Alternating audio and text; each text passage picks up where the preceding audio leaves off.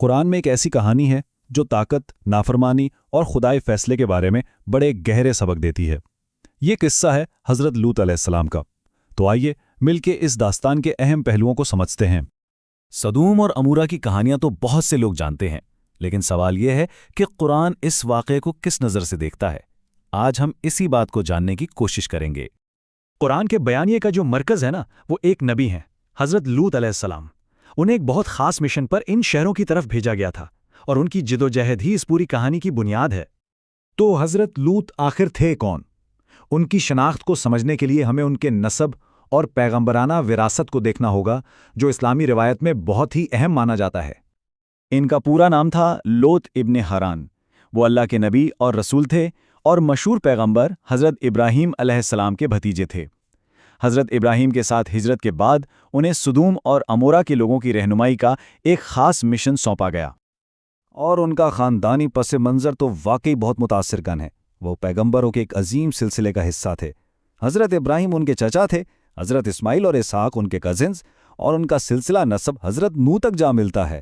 یہ بات ان کے عظیم روحانی وراثت کو ظاہر کرتی ہے۔ اچھا، تو اب ہم کہانی کے بالکل مرکز میں داخل ہوتے ہیں، حضرت لوط کا وہ مشکل مشن اور سدوم و عمورہ کے گناہگار شہر، جہاں انہیں بہت سنگین چیلنجز کا سامنا کرنا پڑا۔ قرآن ان شہروں کے لوگوں کے کئی گناہوں کی نشاندہی کرتا ہے۔ مطلب یہ صرف ایک عمل کے بارے میں نہیں تھا۔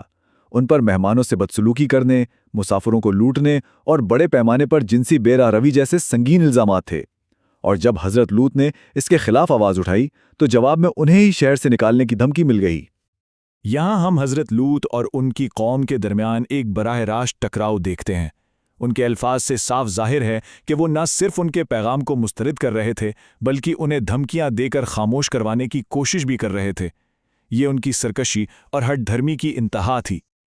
اور پھر کہانی اپنے عروج پر پہنچتی ہے۔ جب کچھ پراسرار مہمان انسانی شکل میں آتے ہیں تو حالات ایک بہت ہی خطرناک موڑ لے لیتے ہیں۔ ذرا تصور کریں، 3 فرشتے خوبصورت نوجوانوں کے روپ میں حضرت لوط کے گھر پہنچے۔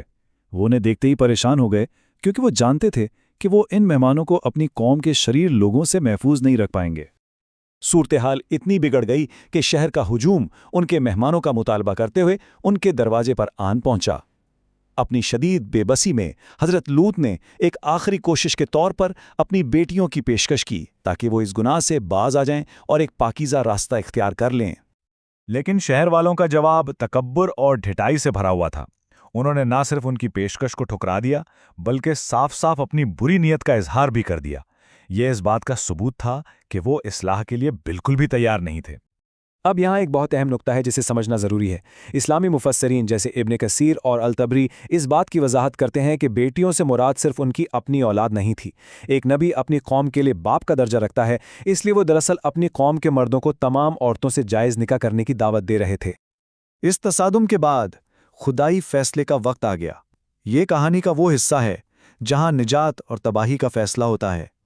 تبھی مہمانوں نے اپنی اصلیت ظاہر کی۔ وہ خدا کے بھیجے ہوئے فرشتے تھے۔ انہوں نے حضرت لوط کو حکم دیا کہ اپنے ماننے والوں کے ساتھ فوراً شہر چھوڑ دیں اور پیچھے مڑ کر نہ دیکھیں، کیونکہ صبح ہوتے ہی عذاب نازل ہونے والا تھا۔ لیکن اس کے ساتھ ایک چونکا دینے والی خبر بھی تھی۔ ان کی اپنی بیوی پیچھے رہ جانے والوں میں سے ہوگی۔ یہاں ہم ایمان اور کفر کی بنیاد پر ایک ہی خاندان کے اندر ایک تقسیم دیکھتے ہیں۔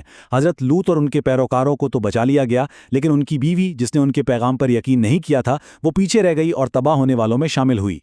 قرآن اس تباہی کو ان طاقتور الفاظ میں بیان کرتا ہے۔ یہ کوئی معمولی آفت نہیں تھی، بلکہ ایک مکمل اور حتمی عذاب تھا جس نے ان سرکش شہروں کو ہمیشہ کے لیے صفحۂ ہستی سے مٹا دیا۔ تو یہ کہانی صرف ایک تاریخی واقعہ نہیں ہے، بلکہ اس کی ایک گہری معنویت اور ایک ایسا ورثہ ہے جو آج بھی موجود ہے۔ آئیے دیکھتے ہیں کہ اسے کس طرح یاد رکھا اور سمجھا جاتا ہے۔ بنیادی طور پر اس کہانی کا سب سے بڑا سبق یہ ہے کہ خدا کی قائم کردہ اخلاقی حدود کو پار کرنے کے سنگین نتائج ہوتے ہیں۔ یہ ایک بہت طاقتور یاد دہانی ہے۔